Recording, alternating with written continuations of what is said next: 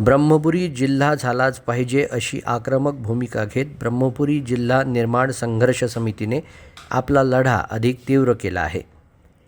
ब्रह्मपुरीच्या शासकीय विश्रामगृह येथे हरिश्चंद्र चोले यांच्या अध्यक्षतेखाली आणि मुख्य जिल्हा निमंत्रक विनोद झोडगे यांच्या मार्गदर्शनाखाली झालेल्या सभेत या मागणीसाठी महत्त्वपूर्ण ठराव मंजूर करण्यात आले.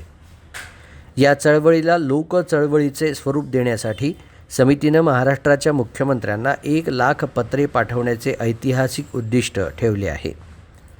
ब्रह्मपुरी, नागभीड, सिंदेवाही या तालुक्यांचे विभाजन करून मेंढकी, मुढझा, तळोधी, बाळापूर, नवरगाव यासारखे नवे तालुके निर्माण करण्यासाठी शासन स्तरावर पाठपुरावा करण्याचा निर्णय सभेत घेण्यात आला.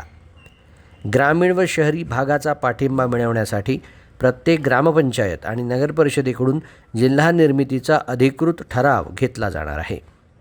या लढ्याची पुढील दिशा म्हणून 27 फेब्रुवारी रोजी दुपारी 1 वाजता तहसील कार्यालयावर धडक देऊन उपविभागीय अधिकाऱ्यांमार्फत मुख्यमंत्री व महसूल मंत्र्यांना निवेदन दिले जाणार आहे.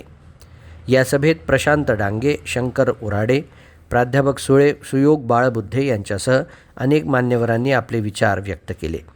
सभेचं संचालन राजू भागवत यांनी केलं. या ऐतिहासिक लढ्यात मोठ्या संख्येनं सहभागी होण्याचं आवाहन संघर्ष समितीनं केलं आहे.